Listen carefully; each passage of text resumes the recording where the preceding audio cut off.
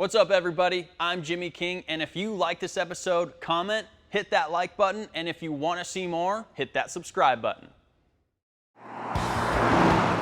Today on Carcass, we update the interior on our Junkyard Fine square body. And we finish off the bed with a little fab and a new winch before hitting the road.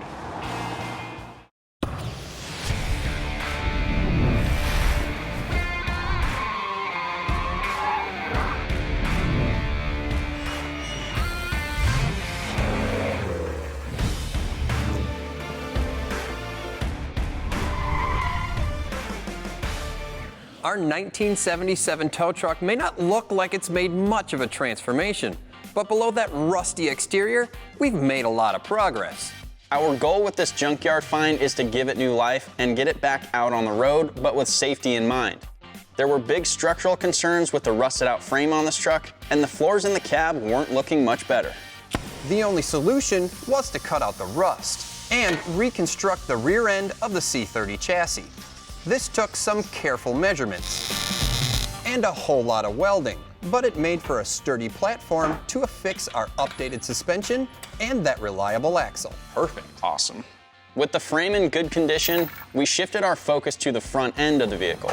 We started with the power plant, removing the old 305 and replacing it with a 350 Chevy that makes 355 horsepower, easily doubling what we had in there before. With all that extra power, we're gonna need this truck to drive straight. And all that play in the steering wheel wasn't gonna cut it. So we upgraded the gearbox and the steering links up front.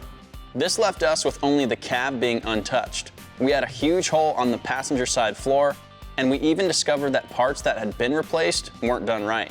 So we cut out a lot of the floor and called on Brothers Trucks to get some replacement pans for the cab. With about 250 rosette welds, we were finally finished replacing the floor in the cab. And now it's time to call on Brothers Trucks one more time to finish off the interior. We're gonna pull out the old dash and replace it with a new updated vinyl one. We'll throw in a new seat and a mat to make this thing a comfy work truck again. In the rear, we'll drop in a new electric winch since the current one won't work with our upgraded transmission. And finally, we'll patch up the giant holes we made in the bed to accommodate the chassis fix we made earlier. Now, we've chosen to go with Brothers Trucks for our interior refresh because they house thousands of high-quality, classic GMC and Chevy truck parts from 1947 to 1987. And since our cab is a 1977, it seemed like a no-brainer. Now, the dash inside of our tow truck looks like it has been there its entire life. So we picked up a bunch of pieces to update the inside of our cab, like a new dash pad that's made of foam and a high-quality vinyl, a new instrument bezel with a new lens so we can see our gauges again, and a whole bunch of new gauges so we can give our truck that factory fresh look. And finally, we picked up a classic style steering wheel and some door seals to help keep the noise and the elements out. Now, there's a couple pieces of the interior that we are gonna keep. So before we put anything together out here, we're gonna ditch that worn out interior. To get to the instrument cluster, we'll need to remove a few trim pieces, including the instrument bezel.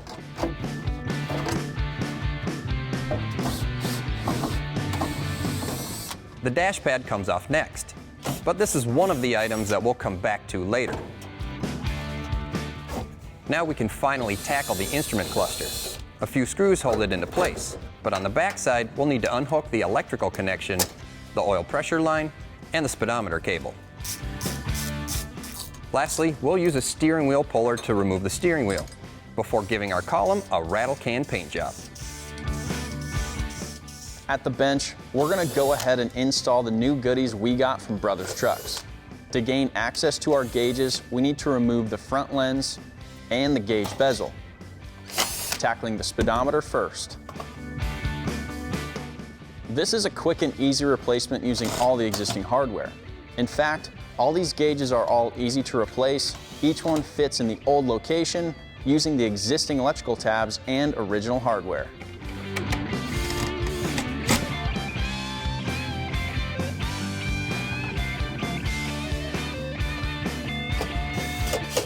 With our gauge cluster wrapped up, we're about ready to install everything back in the truck. But there's one thing that we want to transfer over from the original dash. The original molding still looks great, and we thought it would look good in our new vinyl dash that we got from Brothers Trucks.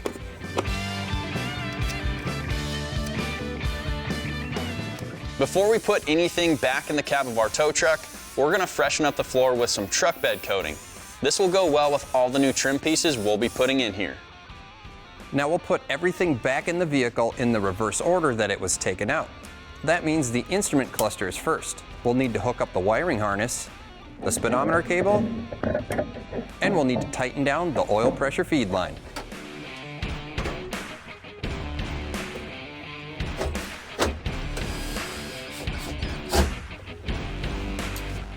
So now the back of the dash needs to clip in. Oh, here's some. Oh, like this. Like that. Oh, that was simple enough. Yeah. That's it right there. With our vinyl dash in place, we can add the instrument bezel. It sits snug under the dash and against the lens. To finish off our dash, we'll add a new steering wheel we picked up from Brothers Trucks. It's snugged down with a 7/8 socket. Then we'll add the bracket for the horn button, along with the cap. One of the last pieces is a rubber floor mat, which fits our floors nicely. And the last piece to finish off the cab, a brand new bench seat we picked up from Summit Racing. There we go. That finishes up our upgraded interior, leaving us with a beautifully stitched seat, a renewed dash, plus an upgraded steering wheel and instrument cluster. Up next, we fixed this mess out back with a little bit of fab work.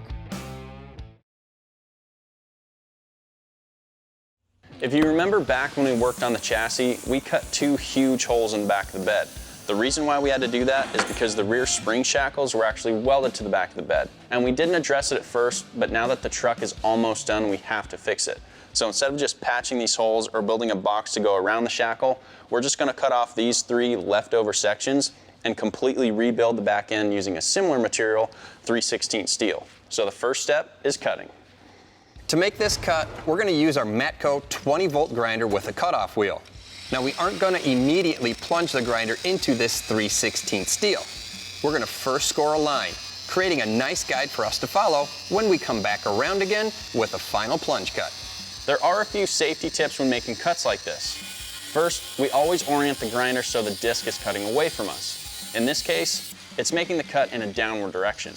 This is not only safer, but helps direct sparks away from you. Second, when cutting metal or any material for that matter, you need to be aware of stresses in the material. When things separate, that's a good thing, but when stresses cause your material to pinch your cutting disc, well, that's where you can run into trouble.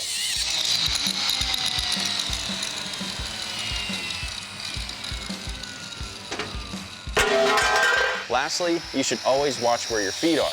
There's nothing worse than a broken toe from a hunk of metal that slips from your hand as you set it down. With safety aside, all we need to do is clean up our edges with a flap disc, and we're left with a clean plate to form our back end. We're going to use 3/16 steel to build out this rear end, and that starts with cutting a 48 by 17-inch piece. The first piece is what we'll build everything else off of. So to secure it, we'll tack it to the frame, but we're placing the tacks in an easy location for the future owner to easily cut away later.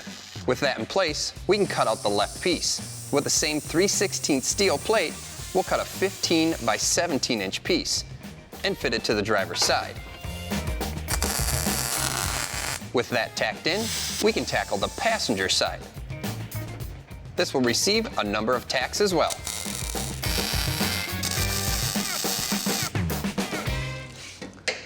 Now that we're done with the main panels, it's time to cap off the top with some smaller pieces to make it look complete. We're going to make the top out of 3 separate pieces, one for each end and one in the middle. These pieces are going to be kind of irregular in shape, so it'll take some time and test fitting to get it right. So to start, we're going to make some templates out of cardboard.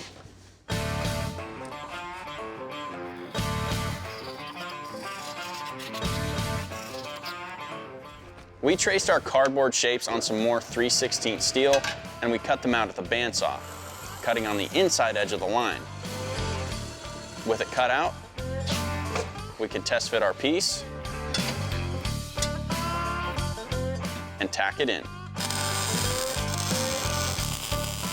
Now, projects like this don't always line up perfectly, and some brute force is expected to close some minor gaps. Just be mindful of the material that you're using to help do this. You don't want to melt something or have something catch on fire from the heat of the weld.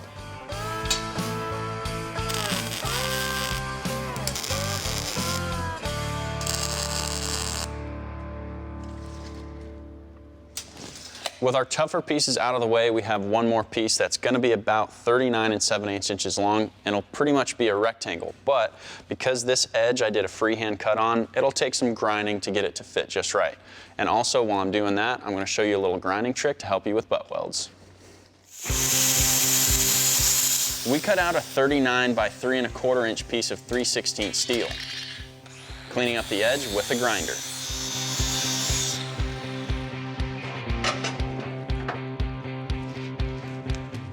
Take a little bit there.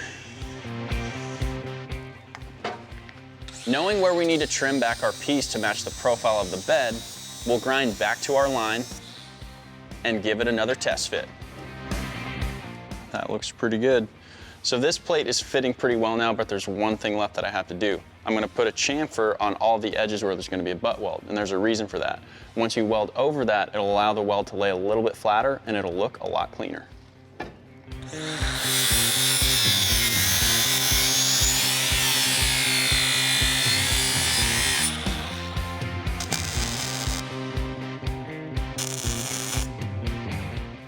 Something to note while you're welding. If you're using magnets like we are here, you're going to want to remove them when you're welding near them. These things like to disrupt the arc and give you all kinds of headaches. Let me show you why we put a bevel on the pieces in a butt joint. And to first illustrate that, I'll show you an open corner joint. An open corner joint is nice because there's a lot of area for the filler material to go, and it gives us a nice line to follow when we're welding. But with a normal butt joint, we don't really have that benefit, because when you try to weld it, the filler material kind of builds up on top of it and it doesn't look that great. So when we put a bevel on it, it gives us a nice line to follow, and it gives a good space for the filler material to go. You'll notice as we weld up this butt joint, the filler material caps off the beveled area nicely, leaving a flatter profile than if we were just to butt the two pieces together. This part of the project is nearly done, and we have a ton of welding to do, merging each gap with good, strong welds. Rebuilding the chassis of this truck was necessary, and it left us with a less than ideal situation. But now with the back of this truck closed off, we're almost ready to tow some cars. Coming up, we yank out the old mechanical winch and replace it with an electric variant.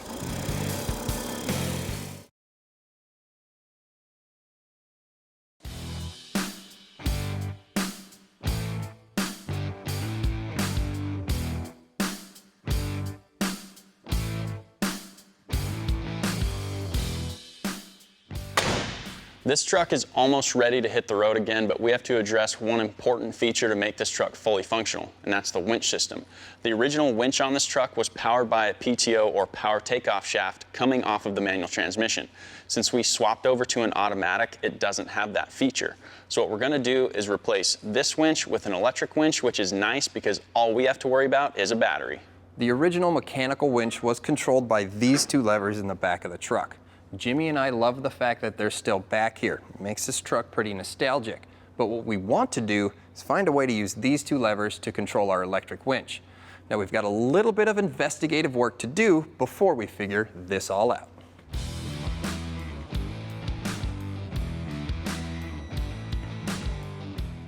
All right, so red and white should put the winch out. Got it.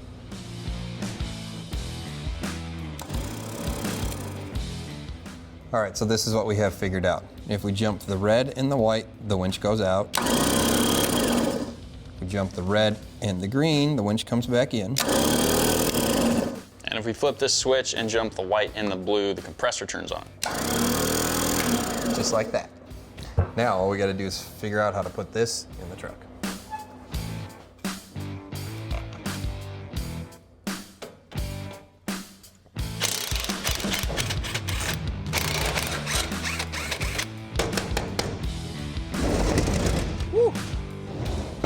That thing is so heavy.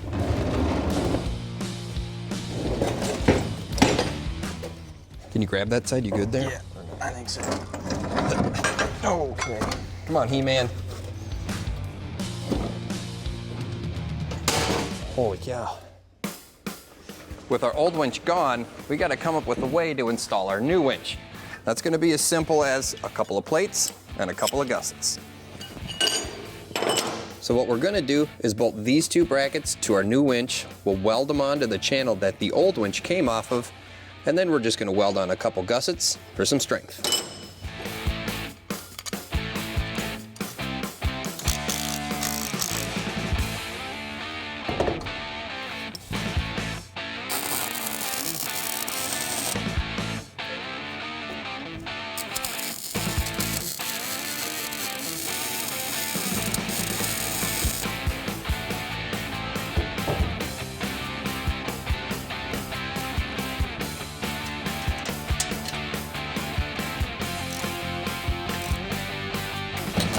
To make the original levers work in the back of the tow truck, we're going to be using a set of switches that we got from AutoZone. Now these Duralast switches are a basic on and off switch. So when we push the button, the winch will engage. Now these switches have a protective rubber coating on the back and a waterproof cap. And they're reliable even under the harshest conditions. So these switches will work great in the back of our tow truck when they're exposed to the elements.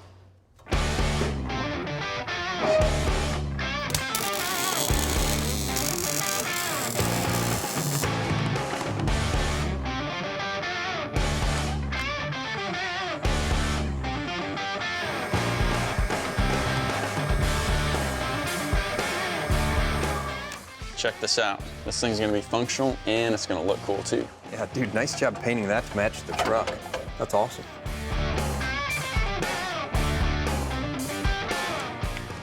All right, hit it. Check this out, we got a fully functional tow truck again. And we're almost ready to hit the road. Yeah, that's a nice piece. After the break, we hit the road in our square body junkyard rescue. And we're bound to get our hands dirty.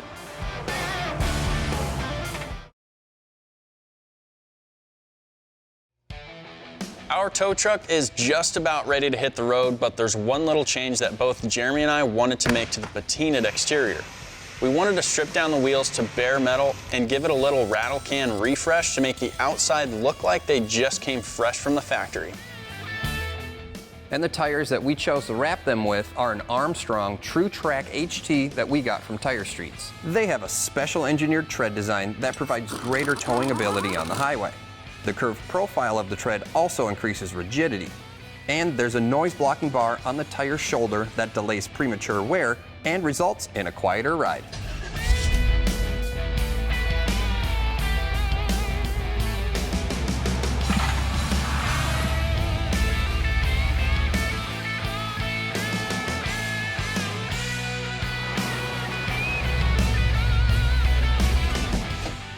Wow, look at that thing.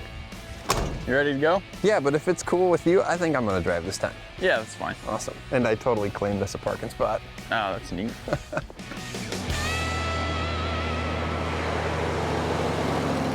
Well, the truck is done and we're actually driving it now. It drives out good. It's got way more power than it did before. Yeah. Not that we could really base it off of much because we drove it onto the trailer, but I like it. Yeah, me too. It's safe.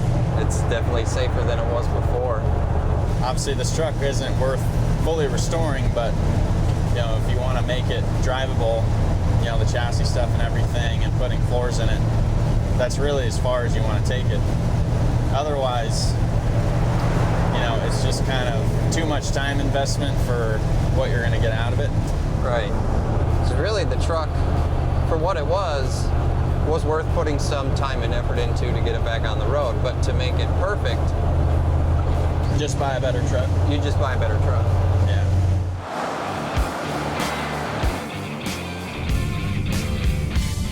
I love the build. Love the idea that we pulled it out of the junkyard. Yeah. And resurrected it, if you will. Well, the truck Made it back with flying colors. But what in the world? Who is parked in our spot? I believe that's Mr. Tommy. Oh, we can take care of that. We got a tow truck. Come on back. Crank it.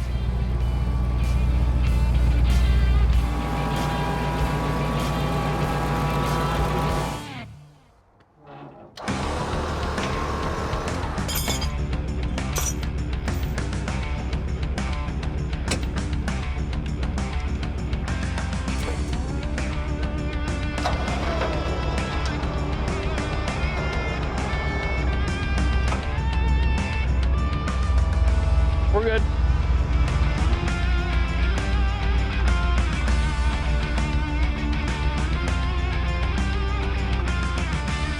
Tow truck. Pretty convenient.